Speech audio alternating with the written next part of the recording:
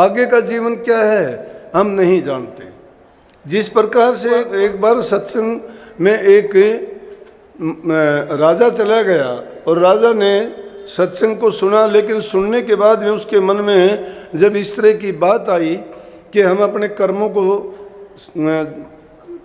मिटा सकते हैं या उसके कर्म के भार को उतार सकते हैं, आगे के जीवन को सफल कर सकते हैं, तो उस राजा ने महात्मा से 3-4 सवाल कर दिए।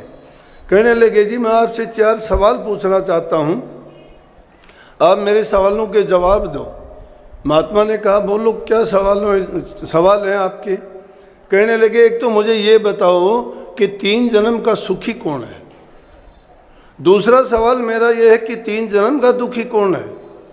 तीसरा सवाल मेरा यह है कि यहाँ दुखी है लेकिन आगे सुखी होगा वो कौन है।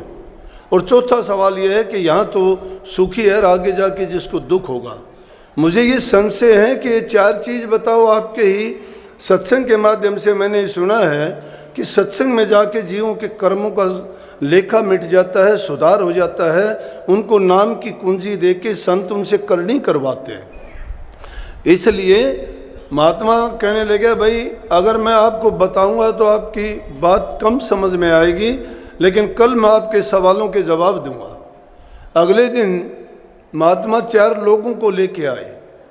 एक धनाढ़ पुरुष को लेके आए, जो एक बहुत गरीब था उसको लेके आए, एक वैश्या को लेके आए और एक फकीर को लेके आए। लाके राजा जब आया, राजा को बड़ी उत्सुकता थी कि मेरे सवालों के जवाब होंगे। दूसरे लोग भी काफ़ी इस बारे में सोचते थे कि क्या जवाब होगा, तो बहुत और भी ज़्यादा लोग आए सुनने के लिए। राजा ने जब आके आसन ग्रहण किया, महात्मा कहने लगे कि आपके 4 सवालों के जवाब लेके आया हूँ। बोले कि बताओ। सबसे पहले उस धनाढ़ पुरुष को खड़ा करके कहने लगे ये 3 जन्मों का सुखी है। और वो कैसे है कि पिछले जन्म में इसने अच्छे किए थे, अब इसको अच्छा जन्म मिला है। अब अच्छा जन्म मिला, अब भी अच्छे काम करता है, दान करता है, पुण्य करता है, परोपकार करता है, भलाई के काम करता है, दुखी जीवों की सहायता करता है। आगे भी इसको अच्छा जीवन मिलेगा, क्योंकि कर्म फल है ये। जो इंसान अच्छे कर्म करता है उसको अच्छा फल मिलेगा। जो दान पुण्य करता है, दूसरे की भलाई करता है, दूसरों को सुख देता है, किसी को कष्ट नहीं पहुंचाता, वो आदमी अगले जन्म में राजा बाबू सेठ साहूकार बन के आएगा, क्योंकि कर्म उसने अच्छे किए हैं। अच्छा बीज जब बोता है तो फल भी उसका अच्छा मिलेगा, मीठा मिलेगा।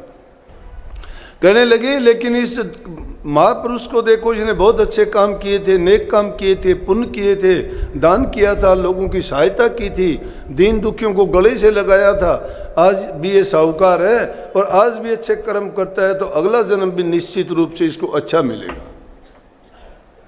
राजा संतुष्ट हुआ, कहने लगा कि बहुत अच्छी बात मैं समझा।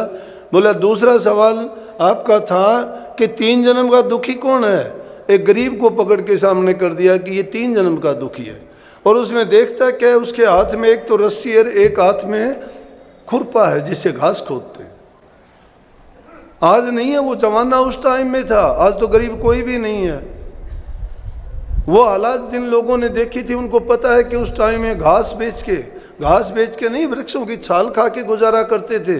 लोगों के पास पैसा नहीं होता था, कपड़ा पहनने के लिए नहीं होता था, सिर ढकने के लिए घर नहीं होते थे, मिट्टी के घर, और उस पर ऐसे ही घास फूस डाल के उसमें सारा जीवन बिता दिया करते थे। ऐसी हालात जब थी तो उस हालात में उस गरीब को सामने खड़ा करके कहने लगा राजा ये वो आदमी है जिसके 3 जन्म बर्बाद हो चुके। बोला कि ये कैसे, कि पिछले जन्म में इसने कुछ बोया नहीं। जब पिछले जन्म में इसने बोया नहीं तो अभी काटेगा क्या, इसके पास है नहीं कुछ भी। घास काटता है, बाजार में आके बेचता है, 2 पैसे मिलते हैं, 2 रोटी खा लेता है, गुजारा हो जाता है। कुछ नहीं पता, पशु तुल्य जीवन है इसका। और अब ये करने लायक है ही नहीं। जिंदगी इसकी ऐसे बीतती है कि 2 रोटी नहीं मिलती, कहाँ आदमी को सोचने का टाइम मिलता है। आदमी के पास सब चीज़ों से जब संपन्न होता है तो उसको कुछ ना कुछ टाइम प्रभु भक्ति के लिए, नाम के लिए, सुमरण के लिए, चिंतन के लिए, भजन के लिए कभी तो सोचना चाहिए। वो अभागे हम लोग हैं बुरा ना मानना, हम हैं ऐसे। अरे जब हम कुछ बोते ही नहीं है तो काटेंगे क्या? ये जीवन है हमारा। कहने लगे ये देखो इसका अगला जीवन भी खराब है, अभी से देखा जा सकता है। ये त्रिकाल है, 3 समय अभी देख सकते हो, भूत भी, भविष्य भी, वर्तमान भी। संत तीनों काल दिखाते हैं जीव को। जो आंखें बंद करके बैठ जाए, नहीं देखना चाहता, तो उसको तो आंख तो दे नहीं सकते। राजा कहने लगा इससे भी मैं संतुष्ट हुआ कि ठीक बात है कि पीछे कुछ करके नहीं आया, अब करने के लिए इसके पास कुछ है नहीं, तो अगला भी खराब हो गया। तो राजा उससे भी संतुष्ट हुआ, कहने लगा दूसरे सवाल का भी जवाब हो गया। अब ये बताओ कि इस जन्म में सुखी है लेकिन आगे का जन्म उसका बहुत बर्बाद और ख़राब हो। उसने वेश्या को खड़ा कर दिया कि अब देखो ये बहुत बड़ी वेश्या है, इसको लोग पालकियों में लेके जाते हैं, मुजरा करती है पूरी रात, पैसों के अंबार लग जाते हैं जब ये नाचती और गाती है।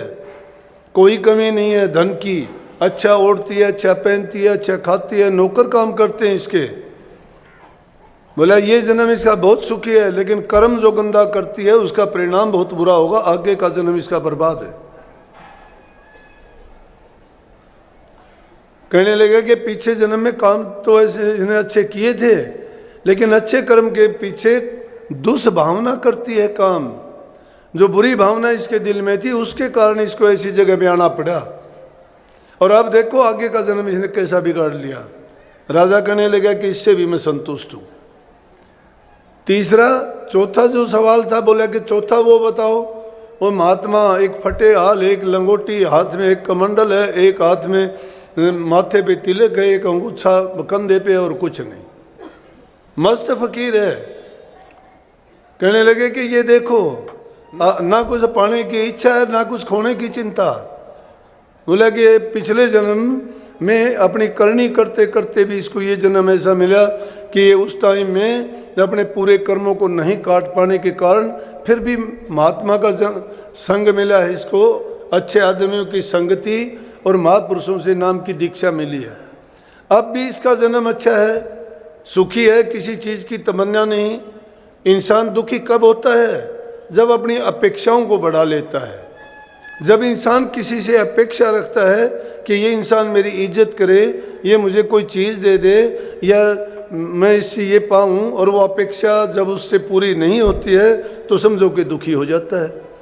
लेकिन कहता है ये किसी से कोई अपेक्षा ही नहीं है इसको, चाहे कोई दे जाता है उसको ले लेता है, नहीं देता तो ना दे, ये नहीं मांगता, इसको कोई इच्छा नहीं किसी प्रकार की। कोई देता है खा लेता है, नहीं देता तो मांग के भी नहीं लेता।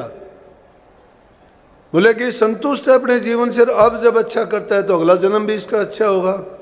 राजा चारों सवालों को सुन के कहने लगा कि मैंने आपकी कथा से सोचा था कि लोग क्या लेते हैं, क्यों आते हैं इतने मूर्ख बन के, लेकिन आज मेरी समझ में आया कि इनको जो चीज़ मिलती है वो जीवन में सबसे ज़रूरी चीज़ है। जब इंसान को आत्मिक शांति मिल जाए तो बहुत बड़ी चीज़ है। कहने लगे राजा अब तक आपने जो बातें सुनी वो तो संसार के बारे में चीज़ें और बातें सुनी थी, लेकिन असली भेद और असली बात जो है, जिसको आपको आत्मिक शांति मिलेगी, जिससे तुम्हारी रूह की बेहतरी होगी और जिसके कारण तुम्हारा कल्याण होगा और आपका जीवन सफल होगा, वो हमारे पास एक गुप्त चीज़ है। बोला कि वो कौन सी है, वो कब दोगे मुझे? कि गुप्त चीज़ ऐसे नहीं दी जाती, वो एकांत में ही दी जाती है। अगर आपकी इच्छा होगी तो ही दी जाएंगी, लेकिन उसके देने से पहले जो 4 चीज़ें बताई हैं, इन चीज़ों के परहेज भी पूरे करने पड़ेंगे। जब तक उनको निभाना आप नहीं जानते, इन बातों को मानने के लिए तैयार नहीं होगे, तब तक वो वस्तु अगर दे भी दूंगा तो आपको काम नहीं करेगी। इसलिए जिन्होंने नाम ले भी रखा है और उस नाम की कमाई नहीं करते हैं, तो उनके वो नाम काम का नहीं है।